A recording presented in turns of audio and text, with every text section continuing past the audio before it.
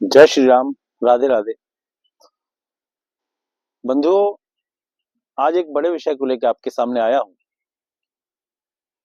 बांग्लादेश में जो हिंदुओं की दुर्दशा हो रही है, ये बांग्लादेश में तो आज हमारे सामने हो रही है। ये जब से इस्लाम आया है तब से हिंदुओं की दुर्दशा हुई है।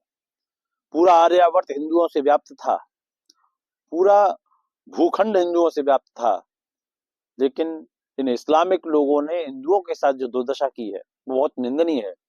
उसमें अपने आप को ये धार्मिक बताते हैं, अपने स्थलों को धार्मिक स्थल बताते हैं। आज हिंदू वेन किया जा रहा है, तिलक वेन किया जा रहा है, माला वेन की जा रही है, भगवा वस्त्र वेन किए जा रहे हैं, यहां तक कि न्यूज चैनल भी वेन किए जा रहे हैं। कौन सा देश है हमारा? हमारे पास भारत बचा है, वो भी असुरक्षित है। बहुत दिनों तक की ये व्यवस्था चलने वाली नहीं है।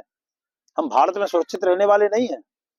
दुख तो ये है कि बांग्लादेश के हिंदुओं के अत्याचार पर हमारा भारतीय राजनेता चुप है, और फिलिस्तीन पर जब इजराइल हमले करता है, उन फिलिस्तीनियों के लिए जो जिहादी हैं, उनके लिए यहाँ के लोगों के हृदय में पीड़ा होती है।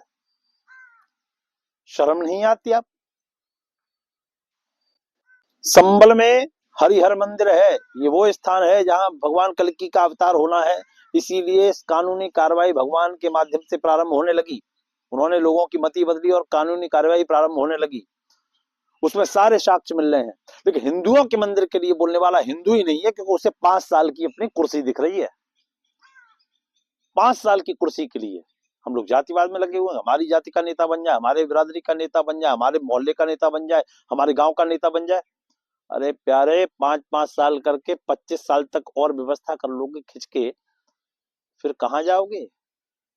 आज मजबूरी में जिन मुसलमानों की तरफदारी कर रहे हो ना, वही लात मार के बाहर कर देंगे आपको।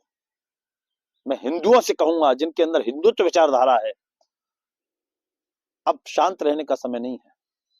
किसी ना किसी माध्यम से प्रोटेस्ट करना चाहिए।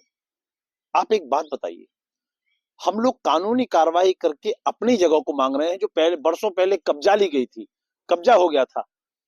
और एक समुदाय वो है जो पत्थर मार के कहता है कि हम तुम्हें घुसने नहीं देंगे। उस समुदाय के लिए सारे राजनेता सांप नेवले एक तरफ हो गए।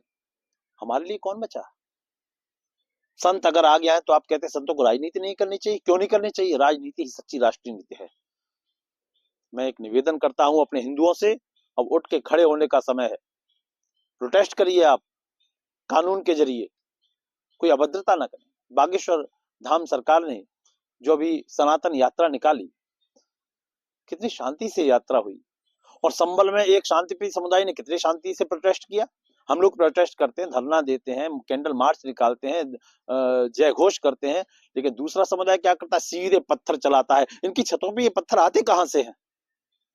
और दुख तो ये है कि संसद में हमारी बोलने वाला कोई नहीं होता। अरे आप किसी दल को नीचे गिराइए, कौन मना कर रहा है? आपका काम है एक दल से दूसरे दल को नीचे गिराना, लेकिन कम से कम हिंदुत्व के साथ तो खड़े रहिए। मैं चंद्रा बाबू नायडू का घोर समर्थन करता हूं, जिन्होंने वोट की राजनीति न देखते हुए हिंदुत्व की राजनीति को देखा और वक्फ बोर्ड को भंग किया। लेकिन हमारे देश में चल क्या रहा है?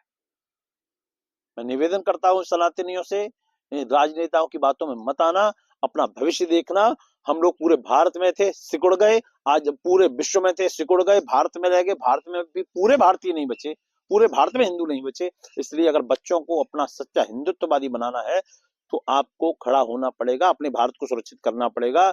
हमारे बांग्लादेशी हिंदुओं के लिए सबको खड़ा होना पड़ेगा। जब बांग्लादेशी हिंदू सुरक्षित होंगे, अन्य देशों के हिंदू सुरक्षित होंगे, फिर हम लोग भी सुरक्षित होंगे।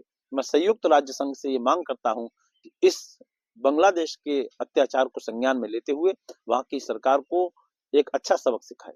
जय श्री राम।